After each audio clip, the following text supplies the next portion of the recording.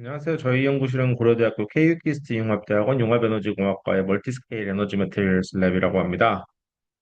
저희 연구실은 제가 2023년 9월에 임용된 이후로 지금 이제 3년이 조금 안 되게 운영이 되고 있는데 저희 연구실에서 무슨 일을 하고 있는지 소개해 드리려고 합니다. 먼저 소개를 하기 전에 저희 연구실의 현재 구성 인원입니다. 현재 2026년 7월이고 현재 저희는 PI인 저와 박사후 연구원 3명 그리고 박사과정 연구, 석박사 통합과정 또 석사과정 연구원 12명을 합쳐서 총 16명의 인력들이 연구를 하고 있습니다.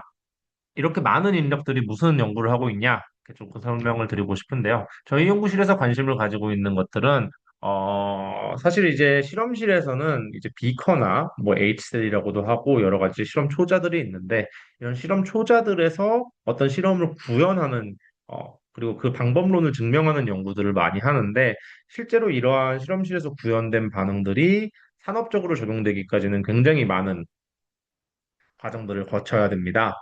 몇 가지를 예로 들어보자면은 전기화학적인 시스템으로 예를 들어볼게요. 전기화학적으로 해서는 저희가 실험실에서 하면은 보통 이제 리액션 스케일이 나노몰에서 미리몰 정도 됩니다.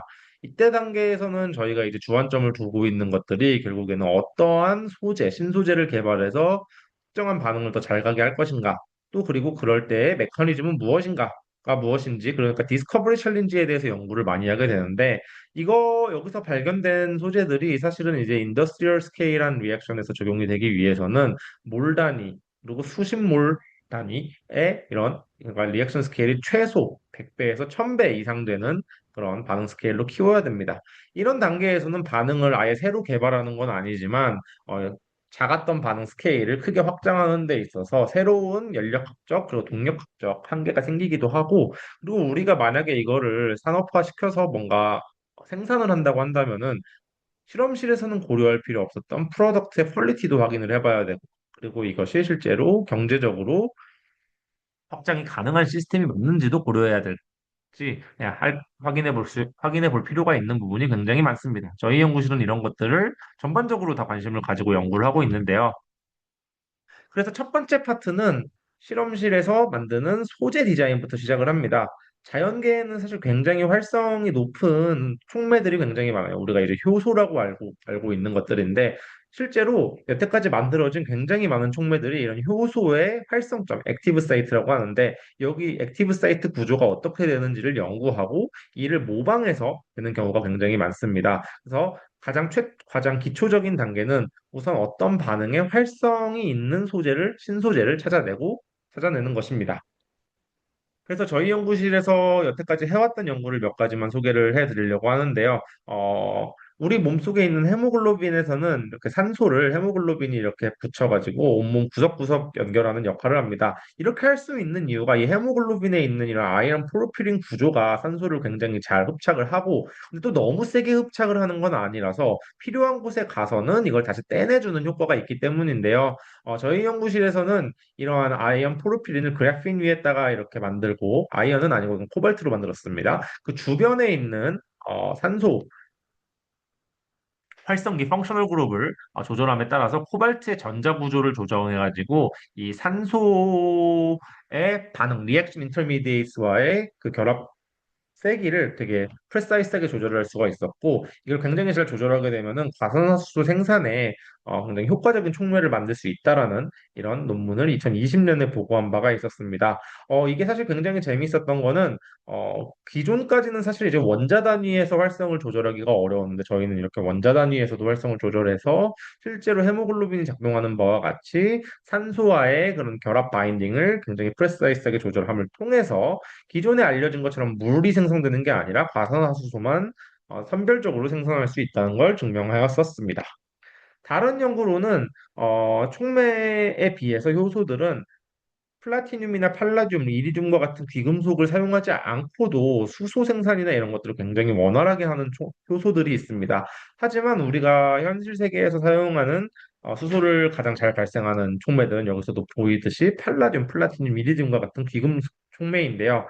이렇게 그러면 효소들이 이런 귀금속을 사용하지 않고도 어떻게 하면은 귀금속 촉매들보다 더 활성이 높은지를 확인해 보기 위해서 이런 것들은 이미 연구가 많이 되어 있는데 사실 대부분 다 알고 있습니다. 우리가 이제 인듀스드 핏이라고도 알고 있지만 이걸 조금 더 자세히 들여다보면은 활성점 구조에서 니켈과 아이언의 산화수가 변하게 되고 이 산화수가 변함에 따라서 그 주변에 있는 단백질의 구조도 변하고 그 단백질의 구조가 변함에 따라서 수소와의 바인딩 에너지가 잘 조절이 돼서 수소의 최적 생산 활성이 플라티늄이나 팔라딘보다도 높게 가져갈 수 있다라는 것들이 이미 잘 알려져 있고 저희는 이게 헤테로지니어스 카탈리스트 우리가 이제 전극이나 아니면은 실생활 시스템에서 쓸 수 있는 파우더로도 쓸 수 있는 그런 시스템에서도 작동할 수 있는지를 확인해 보기 위해서 했고 우리가 이제 TiO2 위에다가 구리 원자를 이렇게 올려놓게 되면은 구리도 마찬가지로 이런 산화수 변화가 생기게 되고 그 산화수 변화에 따라서 TiO2도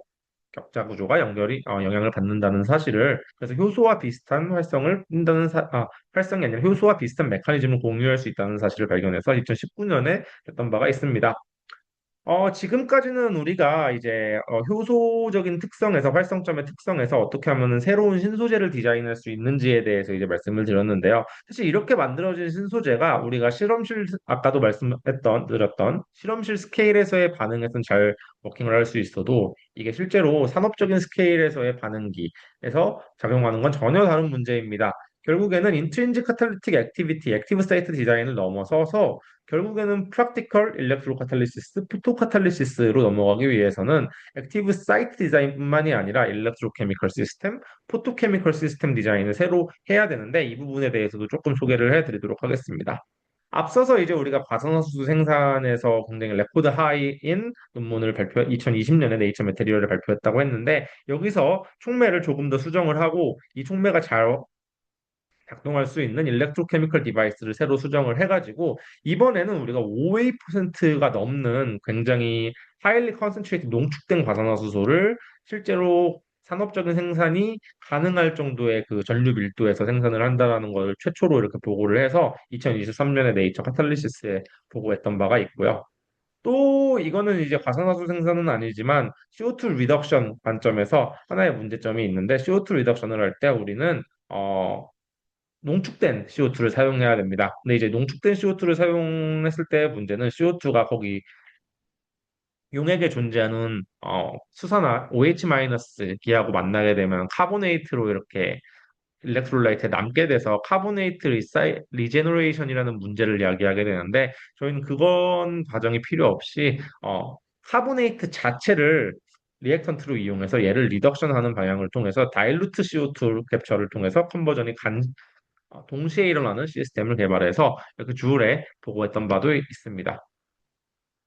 또한 저희는 이제 또 다른 방향은 어떤 방향으로 또 할 수가 있냐면 플라스틱에는 이제 카본 그리고 카본 H, CH 본드에 의해서 에너지가 굉장히 많습니다. 또 플라스틱은 폐플라스틱이 굉장히 많죠. 그러니까 폐플라스틱은 사실은 이제 쓰레기일지는 몰라도 화학적으로 보기에는 에너지가 굉장히 많은 연료입니다. 그래서 이 폐플라스틱을 전기화학적으로 분해를 해가지고 이를 과산화수소 생산이나 아니면은 CO2 전기 환원 반응에 이용할 수 있다라는 거를 저희가 이제 발견을 해가지고 이를 또 보고하고 있는 바가 있습니다. 그래서 이 경우는 이제 PET하고 PET에 있는 에틸렌 글라이콜이 옥시데이션 되면서 이게 산소하고 반응해서 글라이콜릭 엑시드가 되고 과산화수소가 되는 반응입니다. 글라이콜릭 엑시드는 화장품의 연료니까 PET는 원래 쓰레기였었는데 얘도 이제 좋은 화학품으로 변했고 거기에 그걸 산화시키는 데 있었던 에너지를 이용해서 산소도 과산화수소라는 굉장히 고부가가치 화합물로 변화시킬 수 있었습니다.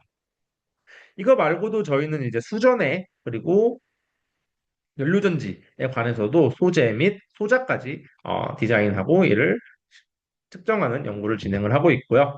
또한 이런 촉매 반응에서 최근에 이제 핫한 이슈 중 하나가 리튬 설퍼 배터리, 리튬 에어 배터리 같은 배터리 시스템에서도 전극에서 일어나는 촉매 활성을 이용하는 시스템이 있습니다. 이 리튬 설퍼 배터리를 예로 들어보게 되면은 이렇게 설퍼 8부터 LiS2까지 Li2S까지 이렇게 설퍼가 변환되는 이런 시스템인데 이때 16개의 일렉트론이 참여하는 반응입니다. 그렇기 때문에 굉장히 촉매 키네틱적으로 슬러기시한 반응이 되는데 이를 촉매 디자인을 통해서 활성을 증가시키고 활성이 증가가 되면은 결국에 오버롤한 캐패시티가 증가되고 라이프 사이클이 또 늘어나는 그런 효과가 있다는 것들이 최근에 보고가 많이 되고 있고 저희도 이런 연구도 진행을 하고 있습니다. 그래서 저희 연구실에 대해서 조금 다시 한번 간략히 소개를 한번 해보자면은 처음은 기초적인 소재 디자인부터 시작을 합니다. 이미 우리 세상에는 효소라는 시스템으로부터 굉장히 어떤 반응을 잘 보내는 반응인지 구조가 알려져 있는 경우가 많습니다.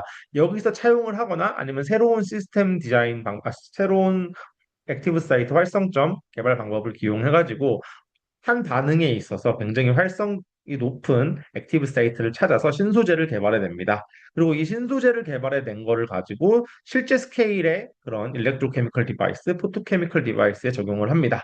근데 사실은 이렇게 만들어진 촉매가 새로 디자인한 디바이스라고 하더라도 항상 잘 적용되는 건 아닙니다. 결국에는 어떤 원인인지는 모르지만 efficiency determining factor가 존재하게 되고 거기서 막히게 되면은 결과적으로는 아무리 실험실 단계에서 잘 만들어진 소재라고 하더라도 산업 스케일의 반응기에서는 적용이 되지 않은 경우가 있습니다. 그래서 저희는 이때 카탈리시스 메커니즘을 연구하고 일렉트로케미컬 인터페이스, 포토케미컬 인터페이스를 연구를 해가지고 어떨 때는 포워드 피드백을 하기도 하고 어떨 때는 네거티브 피드백을 하기도 해가지고 어떤 요소가 이 새로 만들어진 소재가 실제 스케일의 디바이스에서 적용되는 걸 방해하고 있는지를 파악하고 이를 없애는 연구를 주로 하고 있습니다. 네, 저희는 앞서 말씀드렸듯이 지금 15명이 이렇게 열심히 연구를 하고 있는데 앞으로 잘 부탁드립니다. 감사합니다.